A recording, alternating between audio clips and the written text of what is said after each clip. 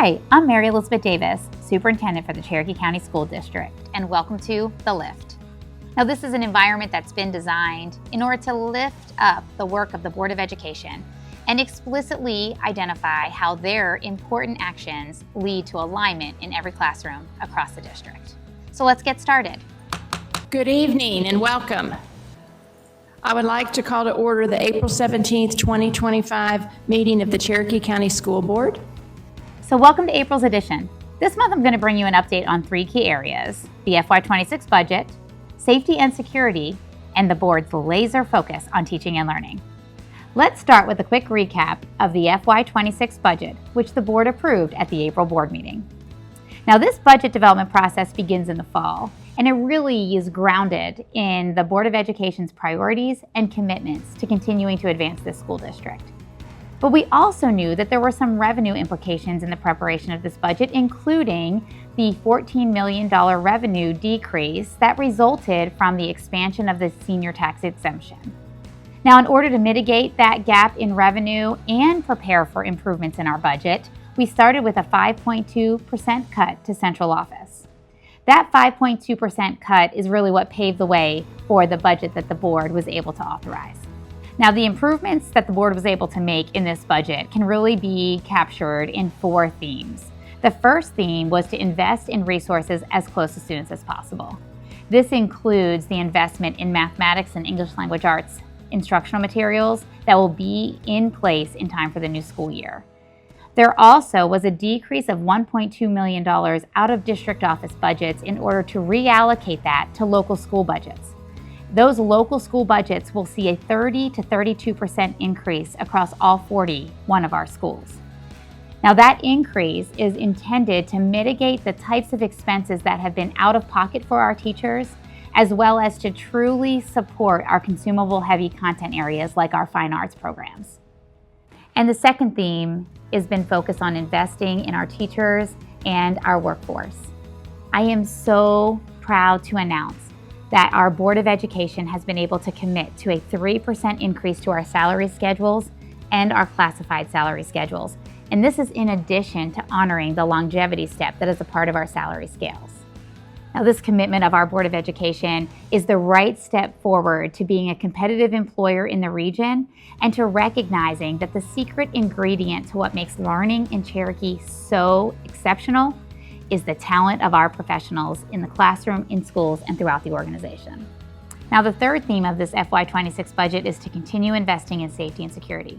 Since October, we've added 6 school police officers to our police force, allowing us to have 1 police officer for every 2 elementary schools, while continuing to provide a police officer for our middle and high schools.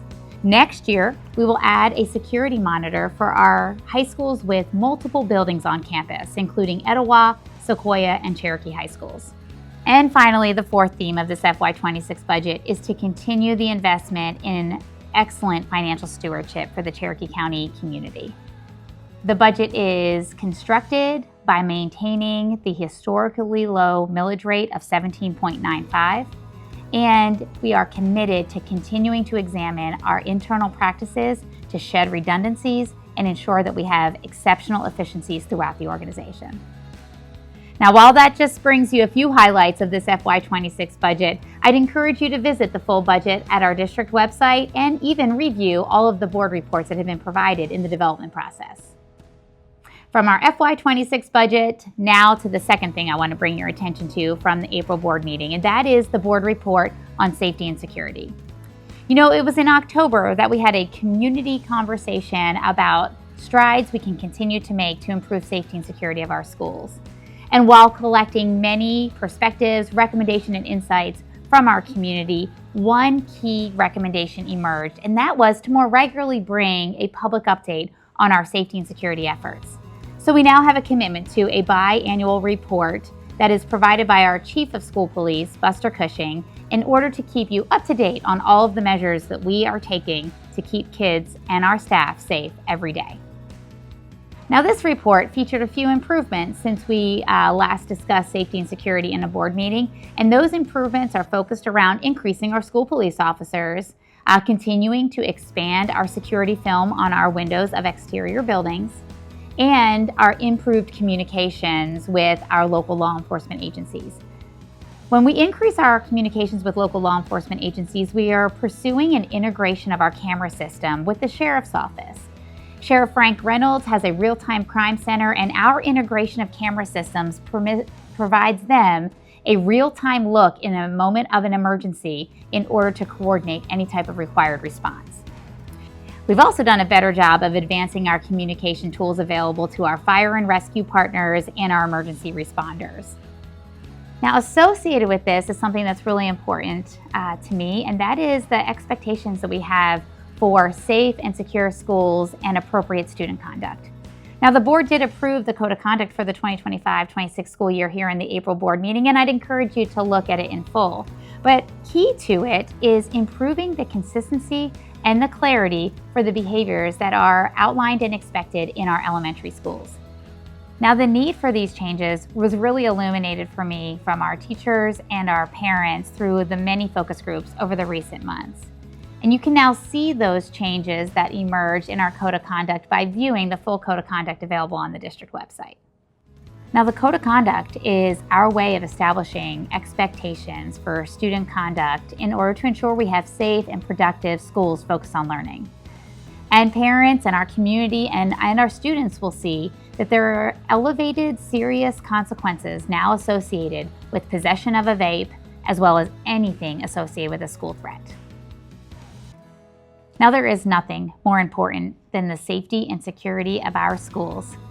And that is so that our focus can be on teaching and learning, which was our third key area of discussion for the Board of Education in the April meeting.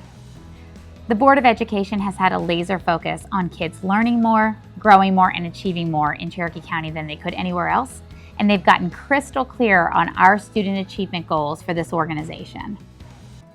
While English Language Arts is the only content area that's seeing some significant changes in their standards as we head into next year because the Georgia Department of Education has made changes, what this symbolizes is our board's commitment to be incredibly aware of what teachers teach and what kids learn while in a Cherokee classroom.